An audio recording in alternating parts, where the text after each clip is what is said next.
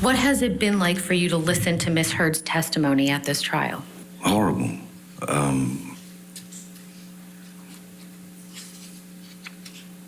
Ridiculous, humiliating, ludicrous, painful, savage, unimaginably brutal, cruel, and all false. All false. Johnny has taken enough of my voice. I have the right to tell my story. I have the right to say what happened to me. I have the right to my voice and my name. He took it long enough. I have a right as an American to talk about what happened to me, to own my story and my truth. I have that right. I hope to get my voice back. Well, the jury did not agree. Amber Heard did not have a right to say what she said about Johnny Depp, and as a result, she lost the defamation case. You saw it all happen right here on Court TV. I was there in Fairfax County when that verdict came down. Well, it is now officially appeal time for Amber Heard. She's filed her appeal, and there was a piece of the papers that were filed that I want to show you. It says the trial court also erred in overruling Heard's demurrer, in which she argued that the challenged statements are non-actionable expressions of opinion and are not reasonably capable of conveying the alleged defamatory implication. That holding, if allowed to stand, undoubtedly will have a chilling effect on other women who wish to speak about abuse involving powerful men. Will it? Will Amber Heard and losing this trial, will that have a chilling effect on victims from speaking out? Let's bring back in Al Wunsch and Darnell Crossland. What do you think, Al? Will this, the fact that Amber Heard lost, and I mean, we all experienced this together.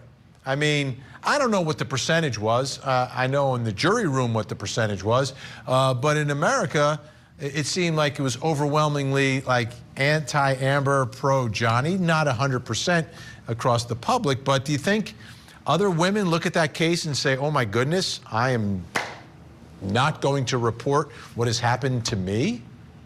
I think that's doubtful because most of the verdicts have actually been in favor of the women. This was a very unique circumstance, and that, you know, we've seen consistently throughout most of the, with the exception of maybe the Masterson matter, okay, that the women, the alleged victims, have you know, been able to prevail against individuals, Harvey Weinstein, for example, and I don't think that it's going to have a chilling effect. But when you're trying to appeal, you got to throw out everything you can possibly throw out and say that this chilling effect is going to, you know, work against women who have been battered or women that have been assaulted and that are victims. I don't see it happening. I think that it'll continue to go forward. I think that the appeal was sufficiently weak, but I didn't think there was a lot of issues that they could have actually appealed on this, with the one exception of not letting in her doctor and her doctor's notes, because those were contemporaneous to her alleged incidents.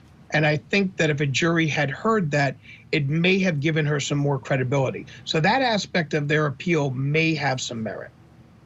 Darnell, do you think this has the chilling effect, which is like victims don't come forward? No. Actually, in most of my cases where my clients who were presumably innocent until they hired me, they typically acquit with their hands. And they're no longer innocent. Huh? And they're no longer innocent. These women in real life have injuries. They go to the hospital contemporaneously. And so if they come out the hospital and they tell their story, it's not going to have any Amber Heard type of chilling effect. People are going to listen. It's not going to be defamation. But when you're in Amber Heard situation, where we watched this trial, it was just like at the red carpet with a little rouge. Al had his rouge with him on the show. Or maybe it was you, Vinny, you had your rouge. So, you know, with that type of stuff going on, you know, yes, this is going to be a difference than the real life situation in here. People get hurt in real life, they go to the hospital in real life, they call the police right away in real life. Not the Amber Heard flying all over the world and then decides to write an article. I actually personally hope it does have a chilling effect, but in a different way. A chilling effect from people, whether you're a man or a woman, against a man or a woman, from bringing false accusations, right? That should be the chilling effect.